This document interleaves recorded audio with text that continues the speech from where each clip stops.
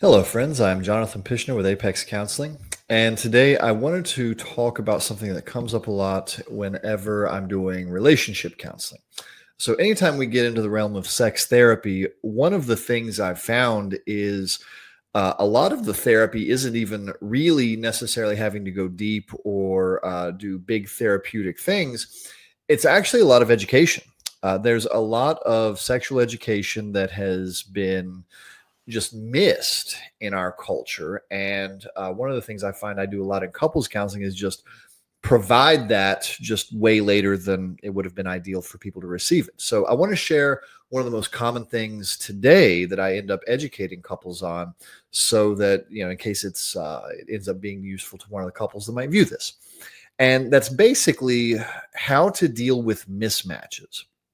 So, one of the most common sexual difficulties is just the basic sexual mismatch. And usually that comes in one of two places. It either comes in libido, so basically how much a person desires sex and how often they want to have it, or in the area of interests. What is a person interested in? What activities do they want to do? What positions, etc. And I wanted to take a second today to discuss navigating that because there's a lot of value to be gained in just knowing how to navigate this very usual thing. And one of the very first places to start is helping couples to know that a sexual mismatch is extremely common. A lot of times when I work with couples, what I find is that at least one person, and maybe both of them, have somewhere come up with the belief that a sexual mismatch is some sort of devastating or really problematic situation. And the simple reality is that that's what happens most. I very rarely get to encounter a couple where they have the exact same libido or they have the exact same interest in activities. What usually happens is there's at least some amount of mismatch, and in many cases, there's a pretty big one. And what happens to a lot of couples is this then turns into some tension and conflict, which then later turns into fights, which then later turns into resentment. And by the time I get to work with people, it's really spiraled into something really uncontrollable. So backing up all the way to where it starts, I wanted to talk about how a couple can start to deal with a mismatch, whether they are working with a couples therapist or not. Sometimes you'll need a couples therapist to assist you, but some couples will not necessarily need that. So the base way to start dealing with a mismatch is to acknowledge that it's happening with your partner, to communicate about it. But, and this is the part where a lot of people don't realize how to change what they're doing, is instead of coming at it as if the partner's mismatch is a problem, the attitude is to come at it as if there is a sexual mismatch that the couple is experiencing, and this is a problem for the couple to solve. Because what often happens, let's take libido, for example. In a libido mismatch, one person will want sex more, one person will want sex less. And eventually, if it gets communicated about, one of the things that happens is that, let's just take the higher libido person, will communicate to the lower libido person that their lower libido is the problem, or vice versa. It can go the other way. Instead of the communication being, hey, there is a mismatch. This mismatch is causing me discomfort. It's probably also causing you discomfort. Let's talk about how we as a couple want to handle this.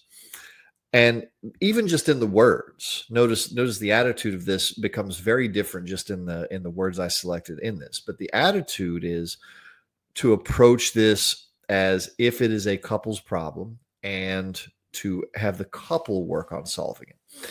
And it's the same thing with activity mismatches. Some people are into kinks and fetishes. Some people are just into different positions. There's all kinds of ways to have an activity mismatch. And it's the same way. A lot of times a person who wants a thing that their partner is not interested in, instead of just communicating about that and saying, hey, I really want this, it seems uncomfortable for you, let's address this as a problem for the couple to solve, is instead one person will get, either either sulky or resentful or in some other way start having emotions around this that the other partner might be aware of or might not be aware of. But the thing that got missed was communicating about it, number one, and number two, communicating about it as if it is a couple's problem instead of a single person's problem.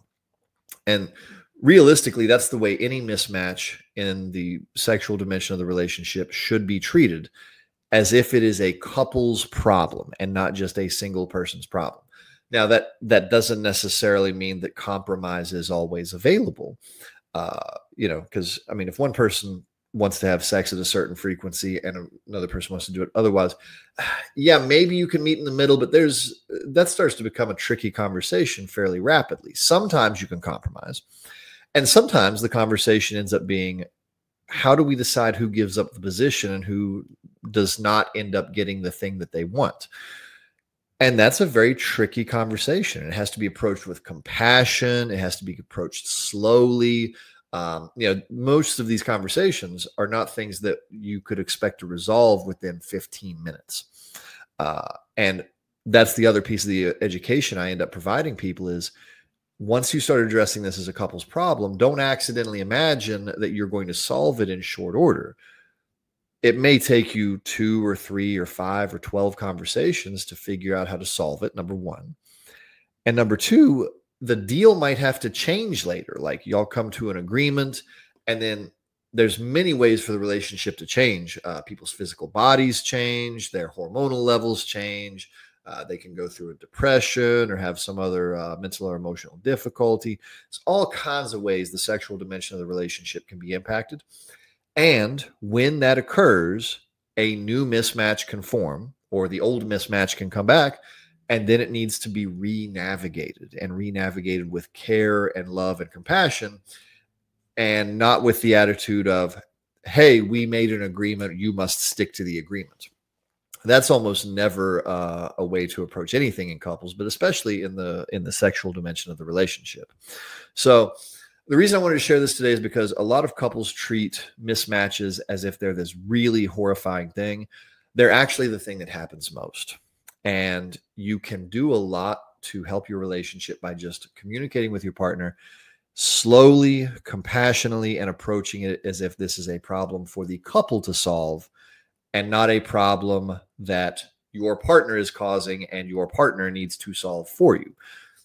That is almost never going to be a way to solve a sexual mismatch in a relationship. So hopefully this was helpful to somebody out there today. Thank you so much for hanging out with me for a few minutes. I'm Jonathan Pishner with Apex Counseling, and I will see you next time.